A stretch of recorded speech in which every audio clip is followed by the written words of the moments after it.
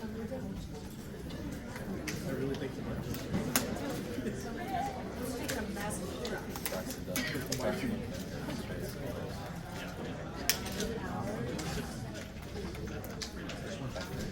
I'm going to do a volume check. You're going to hear me at this, or should I go microphone? Good? Okay. He's Chandler.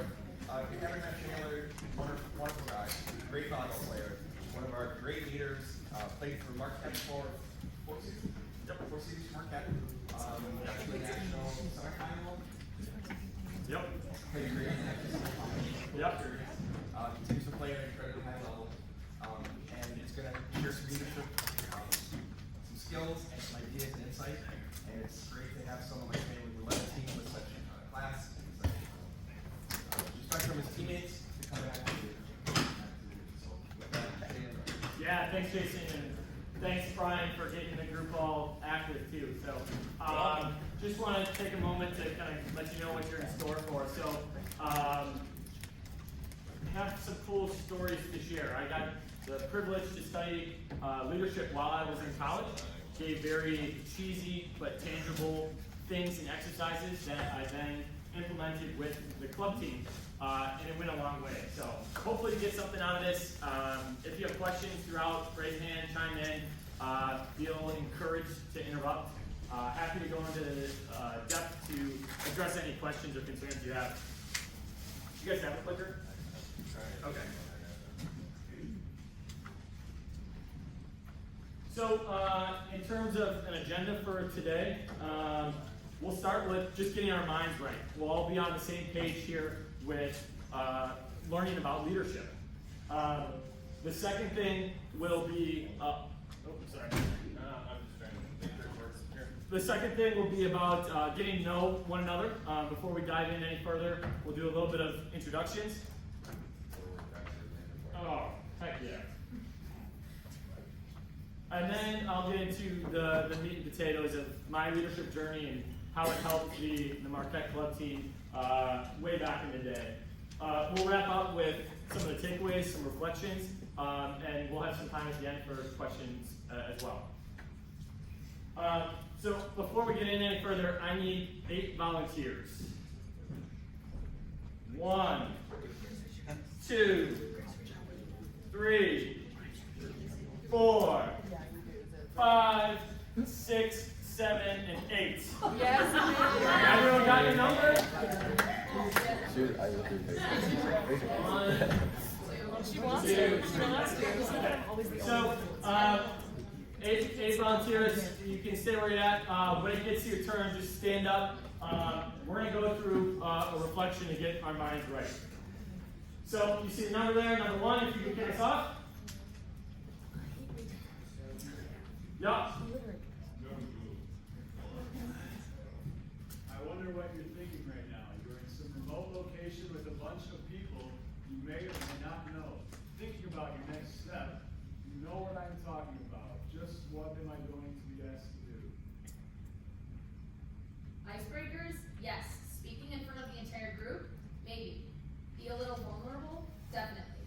Finding all the answers? No. But those aren't really the questions to focus on. In fact, those questions are boring. Let me help you out of it. What if you started to think about your life and what you want to do with it? What if you wondered how it would feel to believe every day brings possibility? What if you decided to quit pretending you are a leader and start actually doing it? A little better, huh? Better questions can have an amazing impact on your life. Start asking them. Start thinking about them. Start now. You are at the WVC Leadership Summit, a program that requires you to invent a different game, a different way of looking at each other and the world. A game you can decide the rules for and what winning looks like. A space for you to create relationships, beliefs, and plans for the future that you want to see in the world and yourself in that world. Yeah, right, Chandler. I've done those leadership things before. I've taken a class, read the book, heard a speaker. Good for you. You haven't done here with these people at this point in your life with so much at stake. I'm asking you, as we begin, to get off the sidelines and get into the game. You have no idea just how much we need you. Yes. The world needs you and your gifts, ideas, effort, and leadership. Don't ever forget that, and don't ever take that for granted. So many people do just that, which is why we see so many persistent problems in the world. Let's stop being concerned and start being involved. Welcome to the WVC, welcome to the Leadership Summit, and keep on wondering. So that passage comes from the Institute. It's a 6-day workshop specifically on leadership. It's hosted by Leadership, a non-for-profit.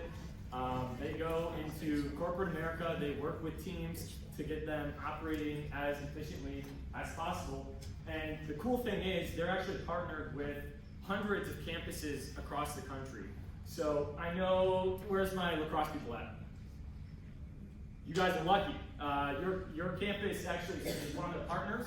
So if you wanted to go into a 6-day workshop about leadership, I would highly recommend it, and it's something that I believe lacrosse can cover. Other than that, universities are growing in partnerships every day with leadership, and they also have a 1-day course called The Catalyst that comprises their exercises, their leadership beliefs, the knowledge sharing, down to 1 day. So I encourage you to reach out if you enjoyed that or enjoyed some of the things you'll see today. So before we dive in, I want to ask you guys, why are you here today? You could be anywhere in the world. It's your Saturday. You left campus. You all traveled here. Just do a little roll call. A couple volunteers. Why are you here right now?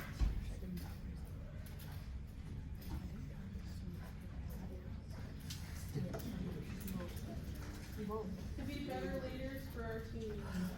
To become a better leader for our team. Yes. To be with you. Spend time with all my friends. Spend time with friends. Friends and new friends. All right. Kind of incorporating some feedback here with from Ryan's session. If everyone could get up, we're going to take 3 minutes. I want you to meet someone new that you don't know. Introduce yourself and maybe learn a little bit about why they're here or why you're here and what you look forward to in this session or in the upcoming season. So take a couple minutes. Make your round.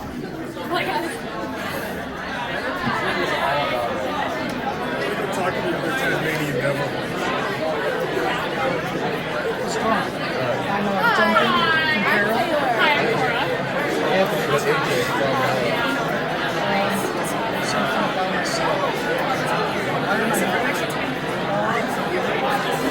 They're cheating. They go to the same school and play chess.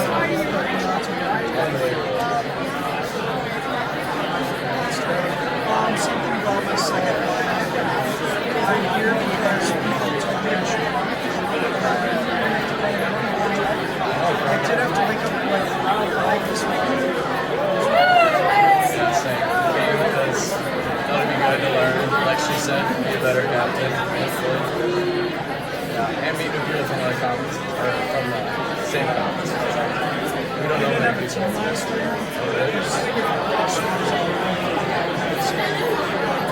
ended up helping our first team because they had a team, but we started too late and they didn't have a team.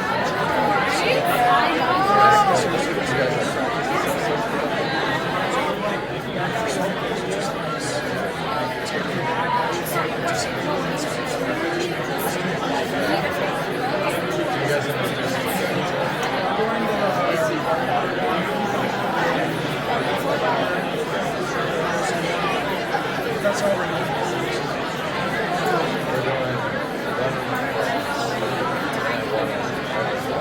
How far is it from the first one? It's like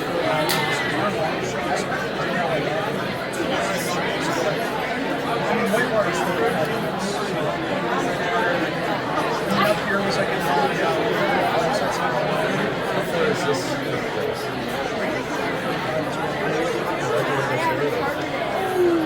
I guess you got up at 5 I still had stuff to do, so I think it's I'm gonna stay up 2 days. All that there. Don't get yourself.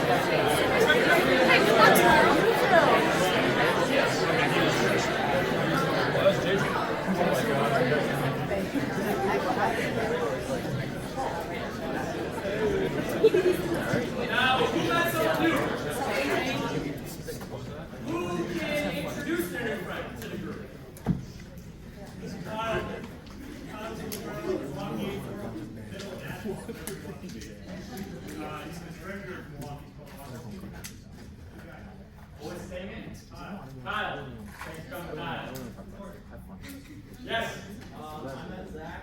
He's from Green Bay. He's the treasurer there. They just restarted their quarterback up. And we both play the same position, which is rare. Nice. One more. From the girls. Yes. This is Sam. She's a libero PS at Eau Claire. Also a treasurer. Nope, she's a safety officer. And she's a senior.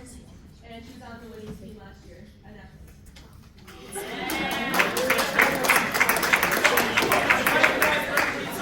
The reason why I do that, I truly think everything within leadership is based on relationships. If you can relate with your teammates, if you can relate with a stranger, if you can make a new friend, it's those same skills that you will use to become a good leader.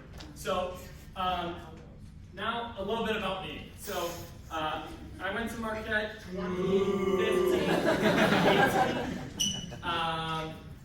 studied biomedical engineering, but also got to do a concentration in leadership. And I still play a lot of volleyball today. So I go to a lot of grass tournaments. I compete in the DLA. I got to do 1 year abroad, which is a great experience. And maybe the most important why I'm excited to be here is I was in all your shoes before.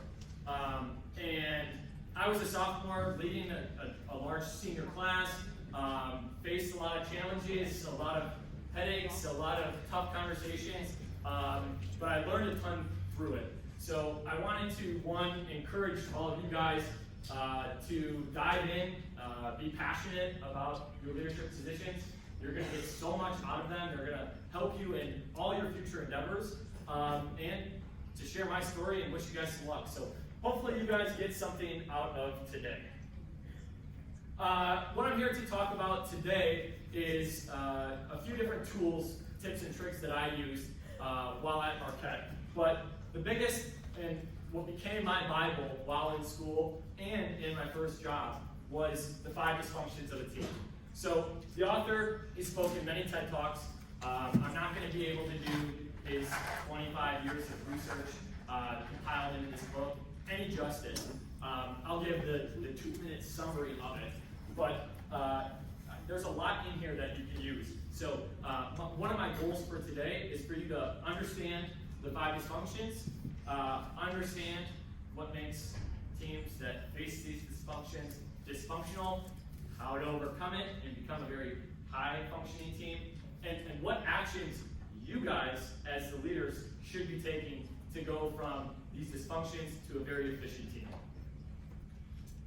So with that, this is the 5 dysfunctions, and it's the screenshots throughout the text. At the bottom is the absence of trust. And your first reaction might be, well, no duh, Chandler. Everyone knows trust is important to establish a good functioning team. And that's true. This isn't groundbreaking stuff. I think you've all been on teams enough or experienced this enough that it'll make sense. This is logical. A little bit about how this pyramid works is if you don't have trust, you're likely to run into all the remaining dysfunctions. So it's that important to have fully defined, fully established trust in behaviors. And it's not just the technique of, hey, I know my middle's timing is going to be this. It's I know the emotional impact of this person's body language or how they're going to respond to this type of feedback. And that allows you to be real empathetic to one another and operate efficiently. So if you don't have trust, you're likely to run into the next one, which is the fear of conflict. Who's seen someone with broccoli in their teeth or sat in the backseat of the car and the driver's going the wrong way and there's that moment of awkwardness where you don't want to call them out for the wrong turn or just see if the broccoli goes away itself. So that example, although corny and cheesy, it's not a real problem. It's not going to affect your relationship or how your team's operating. That same uncomfortableness is the thing you need to work through with your team. So when it's bad, you'll see artificial harmony. Everyone lets the broccoli slide. Everyone lets the wrong turn. Siri figure it out. But when it's good, you feel encouraged to speak up and have the debate or the argument or give that constructive criticism to find the truth, the right answer. So sometimes you have a good foundation, you have good trust, you're able to have that conversation, that difficult conversation with your peers, but you might run into the following issues. So the next one is a lack of commitment. And the phrase that I think connects this one so well to the one previous is you need to have weigh-in to get buy-in. So if I'm a team leader and I talk to my two best friends on the team and I say, hey, we're gonna go with this lineup, we're gonna go to this tournament, these are the carpools, here's who you're gonna ride with to get there. Maybe someone on the team who didn't get a say is gonna say, President is always manipulating it to his favor, or plays himself too much, or she gets to ride with her friends always and I'm riding with someone new. Those things are very small, but they're tangible to get everyone buying in and rowing in the same direction. So you need to get weigh-in from the whole group in order to get buy-in, that wholehearted buy-in. So you might have the first three, you check the boxes, you're operating well, but you might run into the last two. So the fourth one is avoidance of accountability, where you all know you're committed to the same path, you're going in the same direction, but someone's not pulling their weight. And there's a variety of reasons why that might happen. It can't just be on the president or the coach or the leader to keep everyone accountable. It's got to be a positive peer pressure. And I'll give an example on this one. If everyone started coming to practice 15 minutes early, and that one person that was always late was showing up on time, I bet they would start to realize it. Everyone's already warm, everyone already has their shoes on. Odds are they're going to start to get to practice a little bit earlier because everyone else is doing it. It's like the converse of if everyone was jumping off the bridge, would you do the peer pressure that way? You can create positive behaviors from peer pressure. So the last one is about results. Is it the results on the scoreboard? Is it 25-23? In my eyes and the author's eyes, no. There's thousands of random chances that add up, maybe 3 tapers and 5 line snipes, and all of a sudden you lose 25-23. So if you were to judge everything by the scoreboard, is that really the right thing to do? So the fifth and final dysfunction of a team is focusing all your time and energy to the wrong things. So with that, I'm just going to leave this one here for you guys to take in. To me, if you focus with your teams on behaviors, you're going to operate that much more efficiently. And here are just some examples. So on screen here, this is the text from the book. It has a lot of data to it. It's actually a pretty fun read. It's written like a fable. It gives you a fictionary team, talks through the different personalities of the key players and the team dynamics. Very quick to read, but it has a lot of data in it. And within that, there's hindrances, things to look out for, your red flags to mine out, and the first action the leader should take.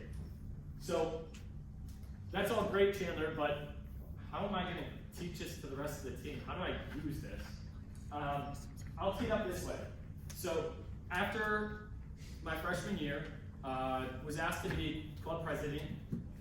I was interested in it. I thought I knew a lot about volleyball, but there was a whole senior class that had a couple successful runs. They were good in nationals, they were good in national rankings, and we had a group of sophomores for the next year and a group of seniors. There's a lot of tension of who should play, the all-conference players who are seniors from the years past, or the young sophomores who are maybe more talented but less established, less mature. And we were confused on what to do with our lineups, confused on who should be A team, who should be B team, whose decisions should go forward. And during the same year, the sophomore year for me, I got to study the 5 dysfunctions of a team in my coursework. A whole semester dedicated just to that book and how to implement it. So what we ended up doing was, I don't think I bought posters, I think I stole them from the school, and put the pyramid on the posters in front of my peers. I said, look, I see a lot of this stuff coming up in our practices and in our tournaments. When we're operating on the bad side of this, that seems when we get upset by teams that I think we're more talented than, or when wins aren't even that enjoyable. But when we're on the left of the screen here, that's when volleyball becomes super fun. We're all passionate and engaged. So we put the pyramid up. We talked about actions that when it's bad, actions when it's good. We did specific examples. We name dropped this person's body language, when this guy's there early or doing the extra mile, setting up drills with his peers. And we did that over and over again. And when this became our language and we were all on the same page, all of a sudden we started to not just operate more efficiently, but we could see it in the results too. It like took care of itself on the scoreboard. So maybe I'll drop this in that our season that year, we were ranked 17th, 15th for the first month and a half. And we are having that conflict. Should we switch it up? Should the sophomores go? Should the sophomores take a step back? Should it be the seniors? And we had this poster presentation or outlining all the different behaviors, and the very next day we traveled to #1 ranked Oshkosh.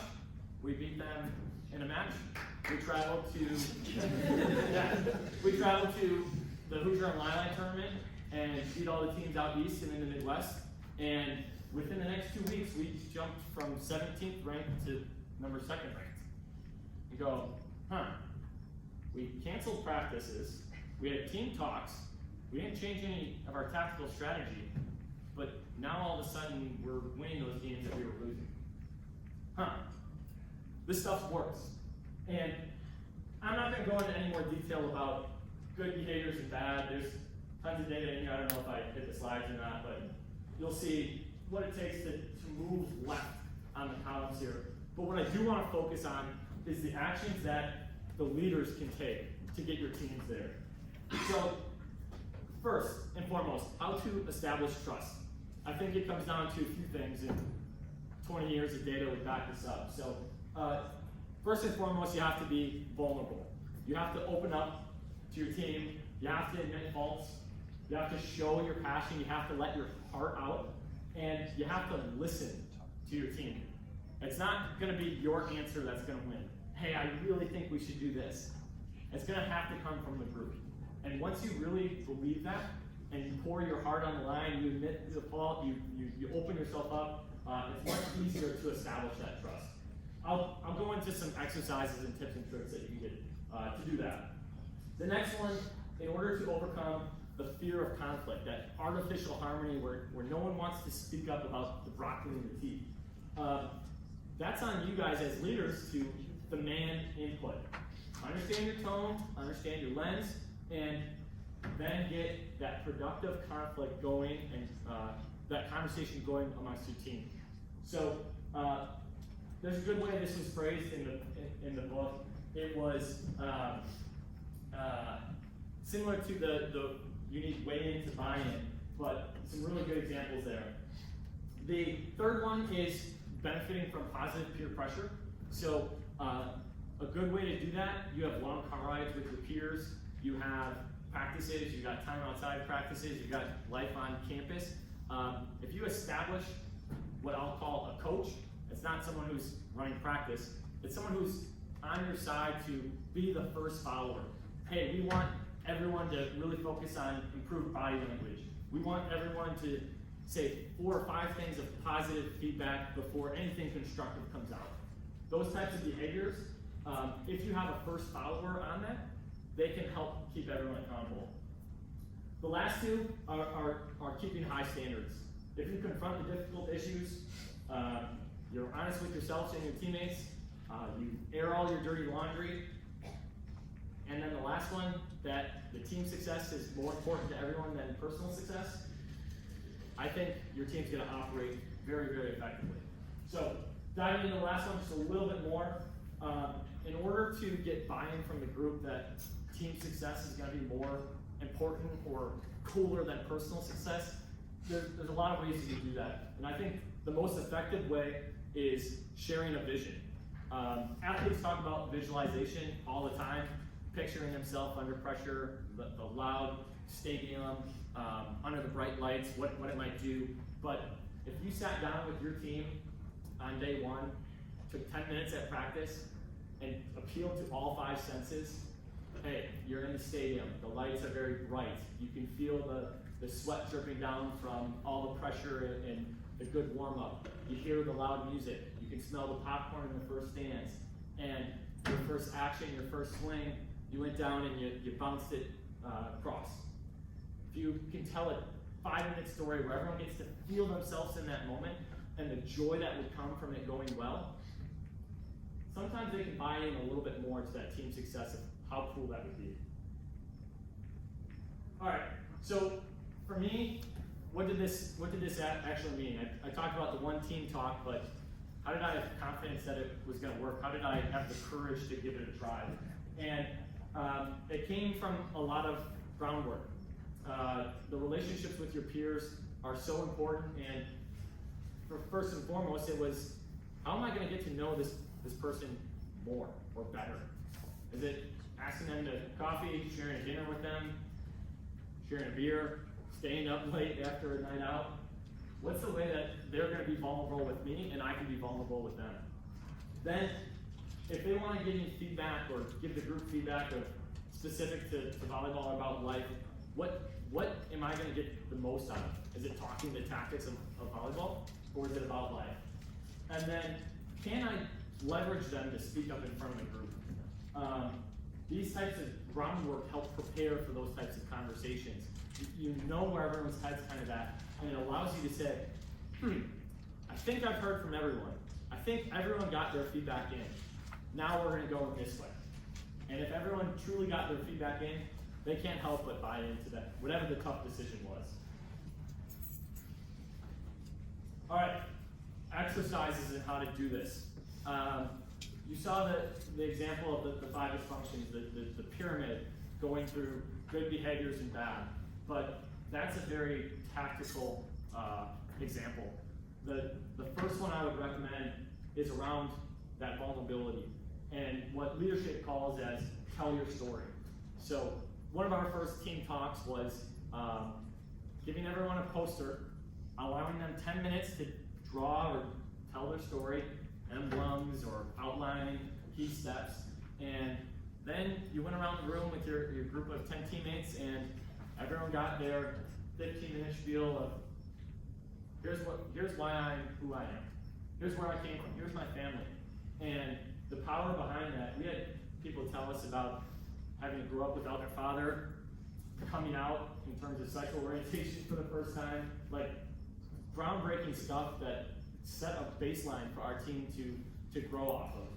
So tell your story can be a very impactful exercise to get everyone up to speed and comfortable with one another and establish that trust. Earthquake simulation is one where there's a text of 2-3 pages, and then at the back end, there's 15 actions you can take.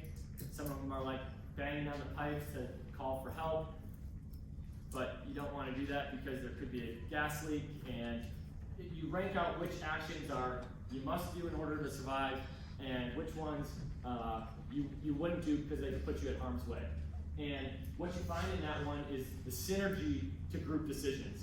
So if I went through the earthquake exercise by myself, I've read the 2-page passage, I've ranked the 15 steps that I would take, 5 that I wouldn't. More times than not, my score would be pretty low. I would miss 1 or 2 of the nuances that there's a gas leak and I don't want to light a candle to see. But when you then come together as a team and you share, hey, why did you have that one first? Why did you have that one fifth? And you get to come up with a list. Scores go up by about like 30 to 40% on that. And it's pretty true, it's pretty standard to decision making as a group. So it's a real, it's a big example of how to work together to make the best decision. The next one, passionate conflict, that's the pyramid picture. If ever you see behaviors that mimic the dysfunctions of a team, definitely encourage a conversation specific to that, and the 5 dysfunctions can be a really good working example to get the team to buy into good behaviors versus bad. I'll hit on one other one, the compliment/appreciation circle. It can be very cheesy, but how it was set up at leadership is you sit knee to knee with someone who was in your cluster, and you compliment them. You had great energy, great passion. I see you going so far. You got big dreams, things like that. And totally unwarranted appreciation, totally unwarranted compliments, but it makes everyone feel good about themselves. So one thing we always did before nationals, and there's other ways to do this. You can put mailboxes up in the gym where everyone writes a note anonymously and says something great about one another and drops it in their mailbox. But it gives everyone the confidence of, oh yeah, this is why I did it. We have really strong relationships within the team, and then now you're going into battle ready to go. Lastly, there's a spin-off of the 5 dysfunctions. It's called the ideal team player. And this guy studied how teams operate for 25 years, and then CEOs came back and he said, but how do I get a good team player on the team? Like, how do I recruit or hire this so that it's just more natural? And this became our Bible for tryouts. Yeah, talent can get you far and whatnot, but in order to really fit in, you gotta have humility. You gotta have the drive, and you gotta be emotionally intelligent. You gotta know how to fit in. So I would highly recommend that text as well if you were to use something like this. And the best thing it closes with in that text is it goes, in those interviews for high executive positions, he would tell candidates that these are the requirements to the job. You'll be called out for your actions if you don't behave like the ideal teammate over and over again. If you aren't humble, hungry, and smart, you're not going to fit in on this team. You're not going to fit in at this company, and you're going to dread coming to work here. All right. In closing, my advice: start small. It's not easy to bite off everything at once. If you over-prepare in those one-on-one conversations where you get to know everyone and you get to get input from everyone, it allows you to really come into a team talk right. Get to know everyone. Don't leave anyone behind. In order to get buy-in, you want to get weigh-in from everyone in the group. You're not going to be able to do it alone. Positive peer pressure is your tool to get through that. Once you start to have a language established, you want to address even the smallest of issues. Keep a high standard and make sure everyone's aligned and not necessarily called out, but on the same page with dysfunctional behaviors, and then know that it won't go perfect. You're going to have to work through this. There's a thing called Cog's ladder where it's like norming, forming, storming, as you got to go through a couple battles to be stronger on the back end. So with that, kind of want to flip it to you guys. This is a lot of content, but what are your takeaways? What challenges do you guys face? Is this applicable? What can you take? I think there's a lot that goes on in your club that others don't know about. And one of the strengths of the WVC and how it's set up is you guys as leaders get to share a lot of knowledge. So open the floor to you guys. What's something you learned? What's something you made a connection on? Yeah, go ahead. When you said make a concerted effort to get to know as many people around you as possible, because I think sometimes, especially during tryouts at the beginning of the season, if there's a lot of new faces on the team, they can kind of get lost in the mix. And it's important to get to know as many of those teammates as possible to build chemistry.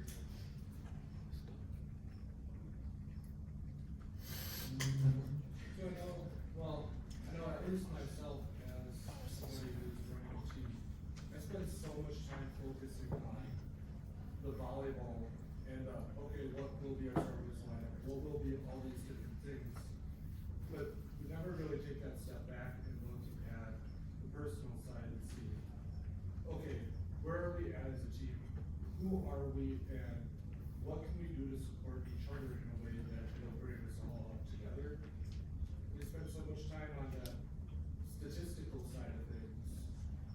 we've been bred into always looking at the numbers, always looking at how things should work, and never really understanding that there has to be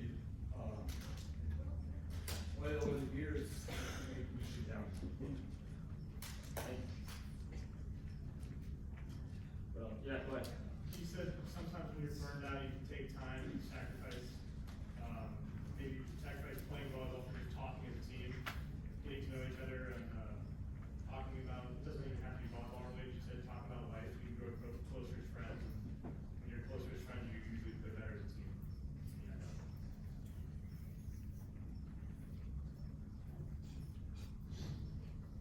This half? Yeah, I'll just share a tidbit from when I played. So, my sophomore year, I was a vice president, and our president told me that I made her play bad because I didn't come into our huddle. It was something that I was actively aware of, but I didn't think it really mattered what I did because I was so concerned with trying to not give off my bad vibes to someone else that I would just go deal with it in my own way. And it took for someone to call me out on that for me to really realize how it affects people. And so for my president to be able to say that to me, and in turn, me to be able to process that and have that open communication, I think it just really hits on a lot of stuff that Chandler said. Like, you guys have to be able to have that conversation and dialogue with someone to realize that it's bigger than you, right? Like, it's not just how you want to play and what you want to do because you're part of a team. Thanks, Tom. Jason, yeah. When Chandler showed this book to me 6 years ago, whenever we had that first conversation, that absence of trust really resonated, and I've probably used that absence of trust 25 times in my job. I'm a high school administrator, and when we're having conflict or issue, there's something going on, there's a problem, it almost always at some point comes back to the team doesn't trust each other. So go back to that point and work on trust, and usually those other problems start to go away a little bit. So that's was really helpful for me when you shared that with me.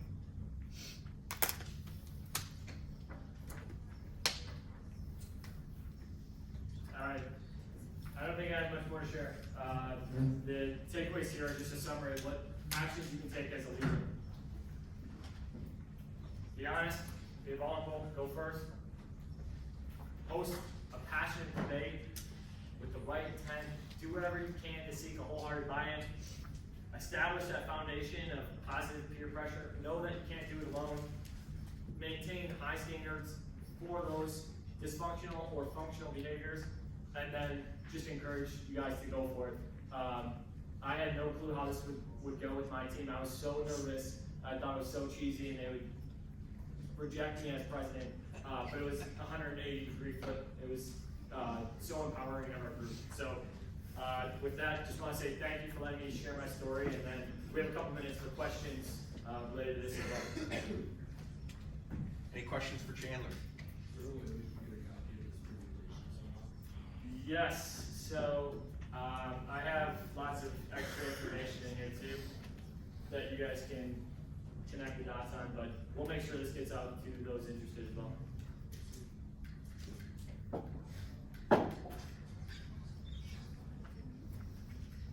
Yeah. Have you ever had an experience where someone wasn't receptive to Yeah, for sure. So it was someone from I'll tee it up this way. So he was the treasurer of the group. He was very effective. It was probably the most effective finances we had as a group. We did extra fundraising, and he was kind of the leader of the B team. And there were a few things. He thought we were very focused on just the development of the A team. He didn't get to sit in these types of conversations with the A team specifically, but then when we rolled out this language to the B team, the feedback to me was, you played favorites. And he was very harsh with his wording about it. And it hurt, it stung for a minute, but you're able to work through all of that. And I think the ways to work through that is you're handling stress in the moment. Take a deep breath. Don't feel like you have to give the answer by yourself. And eventually we looked at it as a whole club, as a whole group, and we were all aligned with the decisions that were made. Raise your hand and you say, yeah, I made a mistake, but you can quickly overcome that just by admitting fault, being vulnerable, hearing from everyone, and letting the group really do the talking. So it wasn't his answer, it wasn't gonna be my answer, but we're gonna take it to the group to work through the challenge of playing favorites for A team over B team.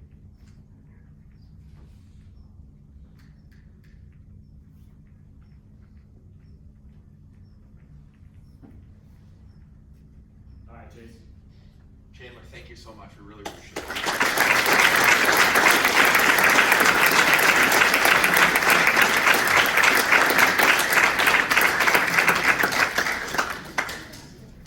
We are going to transition to our season talk, but everybody needs a break. So we're going to take 5, bathroom outside, catch your breath. We'll be back in 5. We're transitioning to the season. Feel free to go talk to each other. Individual questions. Back in 5.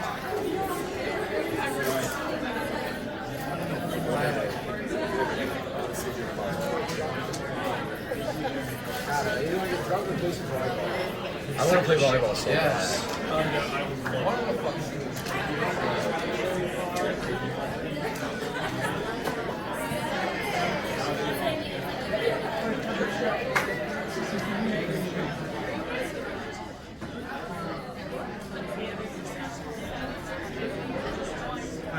Hey, I'm Bo. I think I met you once before. Yeah. About that last video you were talking about your teammate or club member who didn't buy into the conclusion. So when you're considering something like that, would you, like, obviously acknowledging your own fallacies, like you said, is like one part of it, but would you just take, like, when considering those and like considering like your accountability, would you just take like you said, kind of just like the group vote on like helping you acknowledge those and considering like what you're saying? Really good question. So I'll go twofold. So one, in that scenario for me, where someone kind of cornered me where I wasn't ready, I slept on it. I go, all right, I hear you. I understand where you're coming from. Take a deep breath and move on. And